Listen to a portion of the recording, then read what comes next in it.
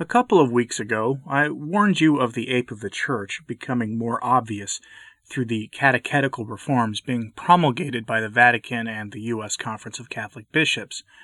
I'm going to do a video on what the ape of the Church really is, so you can understand that better, so keep an eye out for that. Now, there is more news now on that front. It will almost certainly be coming to a parish near you soon enough, unless you are a member of a traditionalist parish, of course. Though, given the changes coming to Summorum Pontificum, who really knows? Times are uncertain now, except for one thing. More chaos is practically assured for our future, both in the secular and ecclesial realms. So buckle up, because what we have today is another example of that ambiguity that rules in the Church. Ambiguity that is only ambiguous for those reading or trying to understand official texts of the Church. But not ambiguous in the minds of the architects and allies of these so-called reformers. Let's get into this. A serious hat tip to the owner of the Whispers of Restoration blog, who have been poring over the documents as they get access to them. I don't know how they're doing it or where they're getting the documents from, but they're doing some seriously good work here. A link to their blog post on this story is on my sources blog at returntotradition.org. And I put things there so they'll be preserved for the long run. Again, returntotradition.org, the same as the name of my channel. The Whispers of Restoration piece begins by giving you the basic truths of the faith, that the Church teaches in generally plain, clear language. Yes, theological terms are used by theologians for their purposes, and they have a place for that, but the truths of the faith must be explainable in everyday language.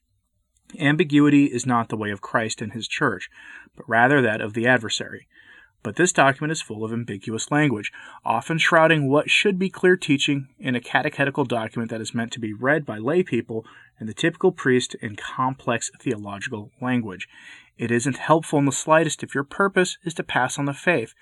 But as might be expected, it isn't the Catholic faith being promoted, but a very strange parody of it. In fact, the new catechetical directory adopts the completely opposite approach to that of what the Church actually does.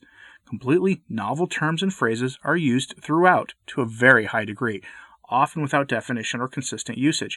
Given that the document is supposed to be universally adopted for the Church's catechetical efforts, the author at Whispers of Restoration rightly points out that this isn't a hyper-ambiguity, but rather something much more calculated.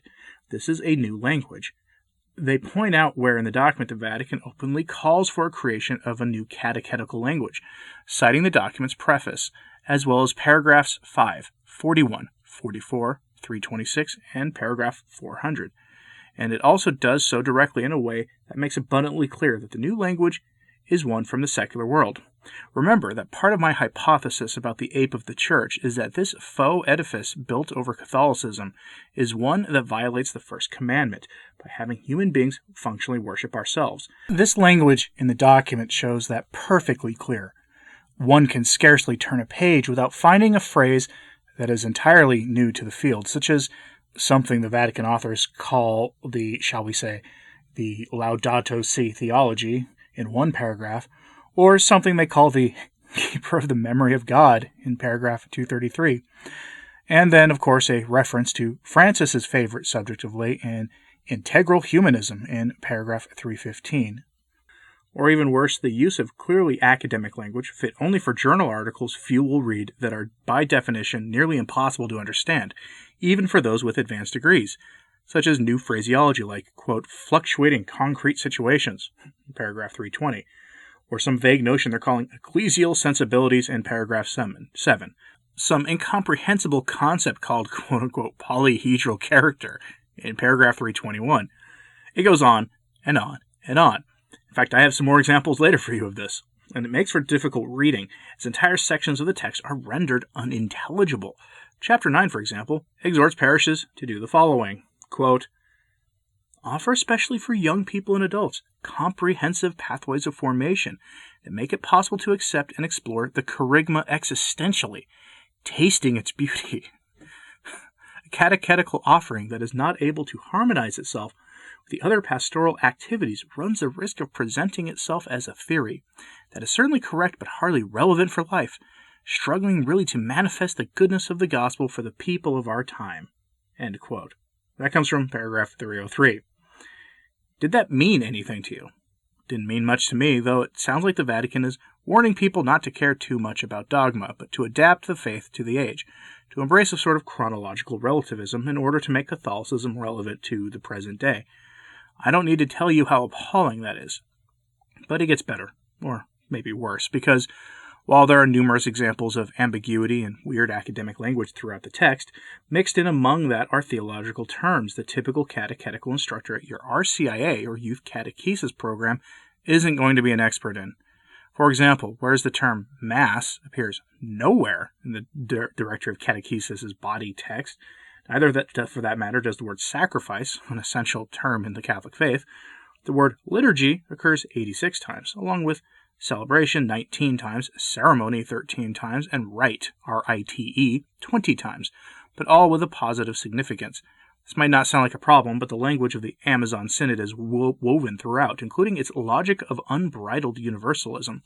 Remember that possibly the most stirring phrase from Vatican II is that the Church of Christ subsists in the Catholic Church, with no real definition as to what that means, leading to activities within the Church that generations of Catholics prior, going back to antiquity, would have found appalling.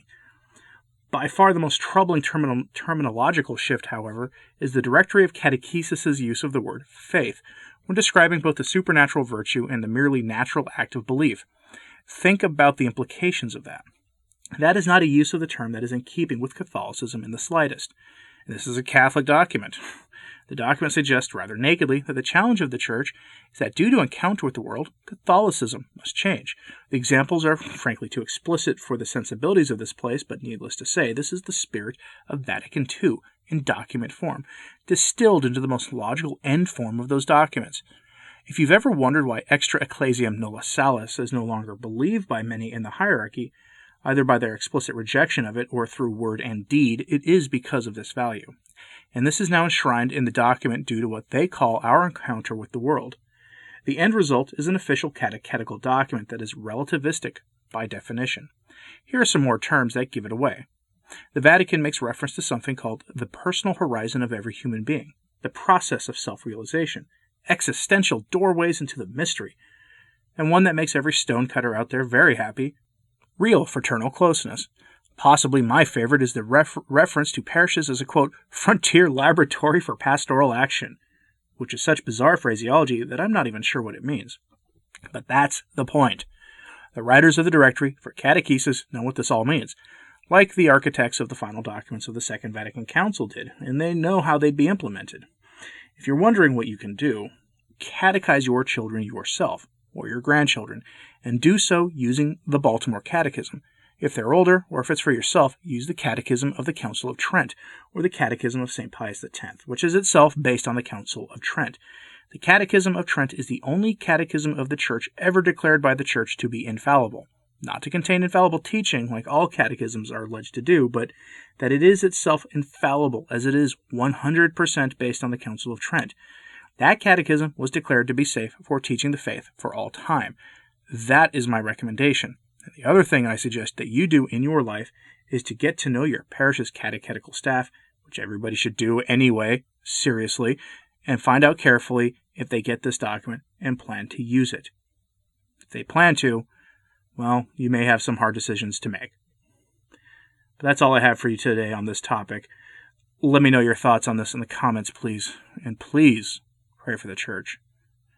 I'm Anthony Stine. Ave Maria.